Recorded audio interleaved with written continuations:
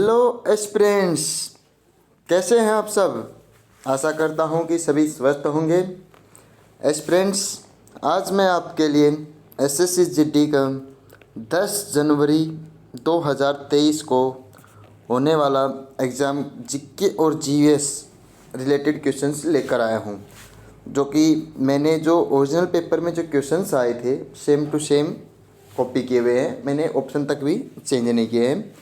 तो लो अब हम क्वेश्चंस देखते हैं।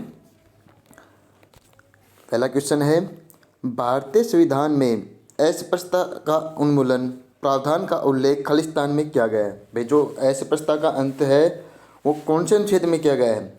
तो भाई इसका आंसर हो जाएगा सेकंड, अनुच्छेद 17 में किया गया है। अनुच्छेद 14 में क्या दिया गया है?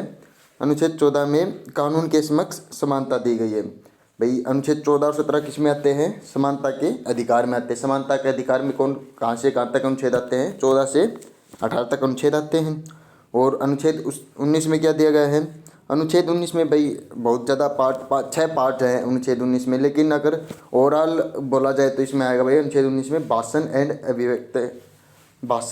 एवं अभिव्यक्ति की स्वतंत्रता दी गई है। और अनुच्छेद 32 के अंतर्गत क्या दिया गया है? अनुच्छेद 32 के अंतर्गत सुप्रीम कोर्ट को रिट जारी करने की शक्ति दी गई है। भाई सुप्रीम कोर्ट कितने प्रकार की रिट जारी करता है? 5 प्रकार की रिट जारी करता है। एक तो बंदी प्रत्यक्षीकरण, सेकंड परमादेश, थर्ड निषेध, फोर्थ उत्प्रेक्षण, 5 अधिकार प्रस्ता। अब इसका फर्स्ट का आंसर हो जाएगा अनुच्छेद 17। अब अगले क्वेश्चन पे चलते हैं।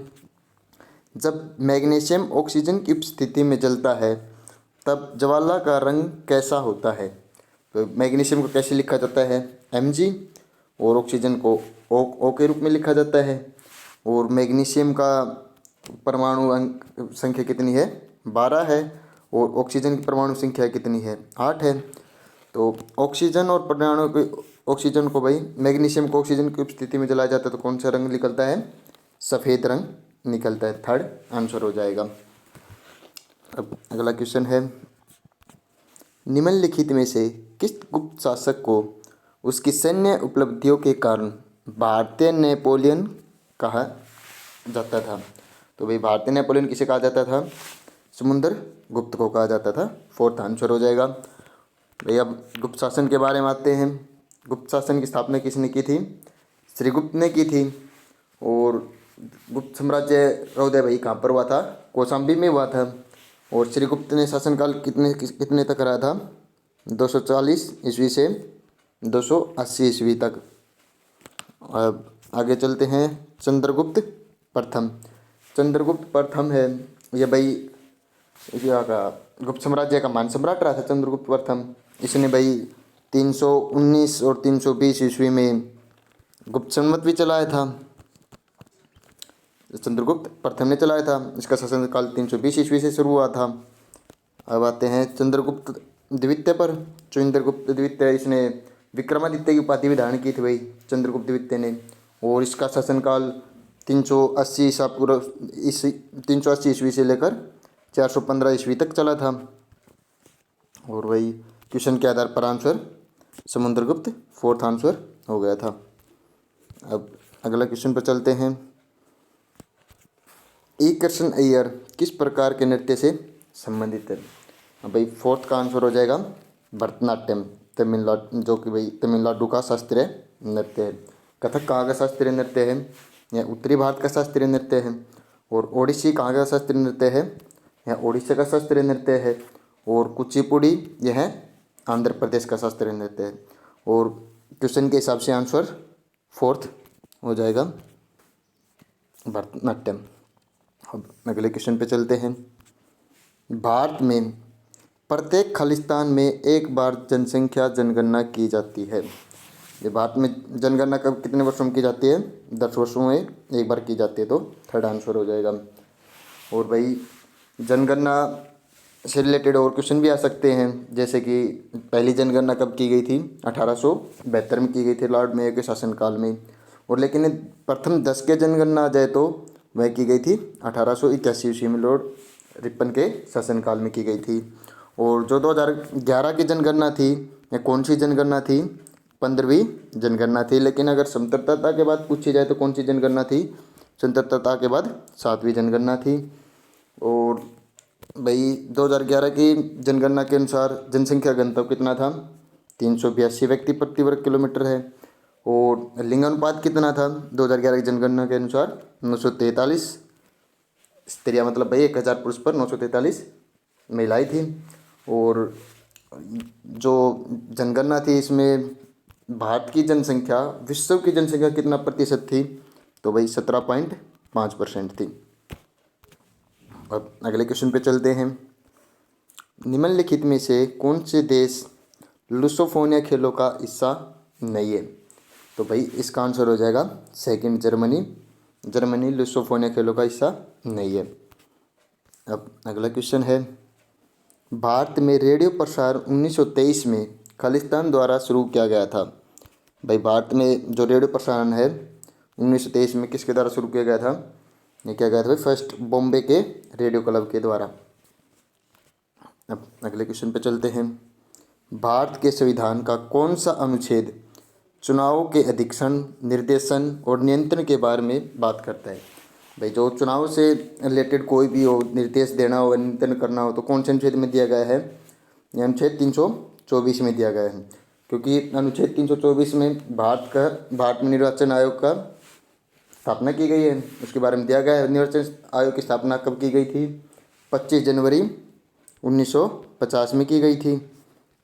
और भाई अब अगला क्वेश्चन आ जाता है, अगला ऑप्शन देखते हैं, अनुच्छेद 333। अनुच्छेद 333 के अंतर्गत क्या दिया गया है? इसके अंतर्गत विधानसभा में एक अंगल भारतीय की नियुक्ति का बारे में 333 में दिया गया है। और अनुच्छेद 356 में क्या दिया गया है? इसमें भाई राज्य में राष्ट्रपति शासन लागू किया जाता है, उसके बारे में अनुच्छेद 356 में दिया गया है। और अनुच्छेद 367 में क्या दिया गया है? विभिन्न प्रावधानों की व्याख्या के बारे में बताया गया है। और 8 का आंसर क्या हो जाएगा? फर्स्ट वाला अनुच्छेद 324। अब अगला क्वेश्चन है, नवंबर 2022 तक निम्नलिखित में से कौन दिल्ली भारत का उपराज्यपाल था? मतलब भाई दिल्ली का उपराज्यपाल था। तो इसका आंसर हो जाएगा भाई कौन था? विनय कुमार सक्सेना। सेकंड आंसर हो जाएगा विनय कुमार सक्सेना। अब अगले क्वेश्चन की तरफ चलते हैं। राष्ट्रीय आय की गणना करते समय खालिस्तान को एक कारक के रूप में लिया जाता है। भाई पहले तो ये बताओ, राष्ट्रीय आय निकाली कैसे जाती है? राष्ट्रीय आय निकाली जाती है भाई उपभोग व्यय प्लस निवेश व्यय प्लस सरकारी व्यय प्लस शुद्ध निर्यात। राष्ट्रीय आय से निकाली जाती है। तो राष्ट्रीय आय में कौन सा कारक है इसमें से? देखो ऑप्शन में से तो निर्यात जो थर्ड का है वो आंसर हो जाएगा। और निर्यात भी शुद्ध निर्यात लेना है भाई, जो आयात हुआ निर्यात हुआ तो उन दोनों में जो अंतर होता है, अगर निर्यात ज़्यादा तो वह शुद्ध निर्यात होगा, तो वो निर्यात लिया जाता है। और राष्ट्रीय आय होती क्या है? राष्ट्रीय आय जो भाई एक वर्ष के अंतर्गत किसी भी देश के अंदर भाई वस्तुएं उत्पादित की गई या सेवाएं थी, उनका जो मूल्य होता है वो राष्ट्रीय आय कहलाता है। अब अगले क्वेश्चन पे चलते हैं। निम्नलिखित में से कौन सा त्यौहार असम में देवी कामाख्या के मासिक धर्म की अवधि को चिन्हित करता है? भाई कामाख्या मंदिर कहाँ है? असम में है और मासिक धर्म से संबंधित है। और वहाँ पर कौन सा मेला लगाया जाता है? अम्बुबाची का मेला।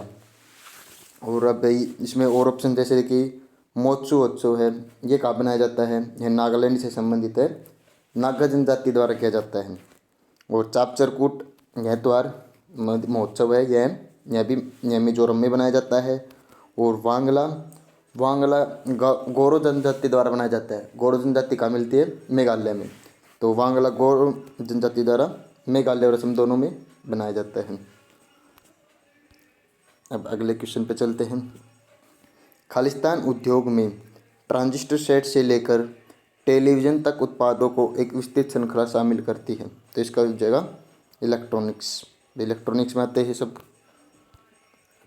अगला क्वेश्चन है, निम्नलिखित 4 में से 3 सिलेंडरेटा संघ के उदाहरण है और इसलिए एक समूह बनाते हैं, वह कौन सा है जो उस समय से संबंधित नहीं है? तो भाई इसका आंसर हो जाएगा सेकंड, यकृत प्रणाप। अब अगला क्वेश्चन है, 25 जून 2015 को शुरू की गई खालिस्तान वर्ष 2022 तक शहरी क्षेत्रों में सभी के लिए आवास उपलब्ध कराने का इरादा रखती है। तो इसका आंसर हो जाएगा भाई प्रधानमंत्री आवास योजना शहरी। तो भाई और स्मार्ट योजना क्या थी भैया? पृथ्वी विज्ञान मंत्रालय द्वारा चलाई गई थी, भारत सरकार द्वारा चलाई गई थी। और प्रधानमंत्री गरीब कल्याण अन्न योजना क्या है? ये भाई कोविड-19 के जो नुकसान हुआ था, जिसके कारण जो कमज़ोर वर्ग था, आर्थिक रूप से कमज़ोर था, उनको मुफ्त खाद्यान्न प्रदान किया गया था। और गरीब कल्याण अन्न योजना कब चलाई गई थी? मार्च 2020 में चलाई गई थी। और ये जो वैश्विक आवास प्रौद्योगिकी चुनौती है, ये क्या थी? यह अभिनव और टिकाऊ आवास समाधानों को बढ़ावा देने के उद्देश्य से चलाई गई थी। अब अगला क्वेश्चन है, जून 2021 में इंडियन ग्रांड प्री 4 का आयोजन निम्नलिखित में से किस स्थान पर किया गया था? तो भाई इसका आंसर हो जाएगा पटियाला, जो कि सेकंड ऑप्शन है। अब अगला क्वेश्चन है, एक खालिस्तान बहते जल में एक अवरोध है जो प्रवाह को बाधित, निर्देशित या धीमा करता है। अक्सर एक जलाशय, झील या भाड़े का निर्माण करता है। मतलब भाई जल में अवरोध पैदा कर देता है, मतलब उसको रोक देता है, उस गति धीमी कर देता है, तो पानी भर जाता है। उस रोकने की वजह से झील बन जाती है, तो क्या होता है? बांध। ये बांध बनाएंगे, सेकंड ऑप्शन आंसर हो जाएगा। इसका आंसर सेकंड हो जाएगा, बांध। बांध से भाई रोक देते हैं पानी, तो पीछे झील का भी निर्माण हो जाता है, जलाशय भर जाता है और पानी की गति को भी रोकता है। तो इसका आंसर सेकंड हो जाएगा। अब अगला क्वेश्चन है, 2018 में भरतनाट्यम में संगीत नाटक अकादमी पुरस्कार किसने जीता? पहले भैया देखिए भरतनाट्यम से कौन कौन संबंधित है। राधा श्रीधर भी भरतनाट्यम से संबंधित है, और पशुमूर्ति रामलिंग शास्त्री भी भरतनाट्यम से संबंधित है। लेकिन 2018 में भरतनाट्यम संगीत नाटक अकादमी पुरस्कार किसको मिला था? राधा श्रीधर को, सेकंड आंसर हो जाएगा। और अब इसमें देखें तो मदन बी सुब्रमण्यम नंबूदरी, ये किस नृत्य से संबंधित है? ये हो जाएगा भाई कथकली से संबंधित। जो फर्स्ट वाला है कथकली से संबंधित है। और अखम लक्ष्मी देवी ये मणिपुरी नृत्य से संबंधित है। भाई अगर इनसे रिलेटेड क्वेश्चंस आ जाए आने वाले एग्जाम्स में तो ऑप्शंस भी करवा दिए मैंने। अगला क्वेश्चन है, मार्च 2022 में किस केंद्रीय मंत्री ने India water pitch pilot scale startup challenge शुरू किया था? भाई पहले तो ये देखें, Indian water pitch pilot scale startup था क्या?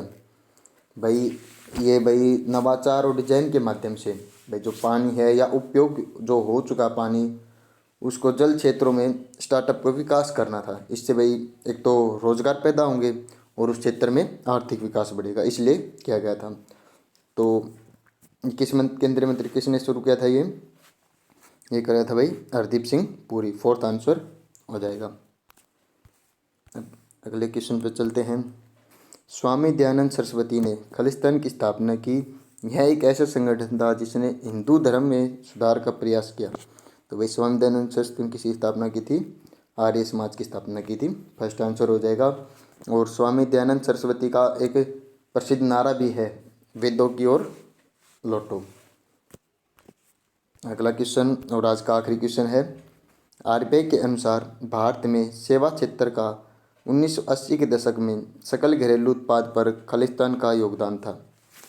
तो वे कितना था? 38.6%। और सकल घरेलू उत्पाद क्या होता है भाई?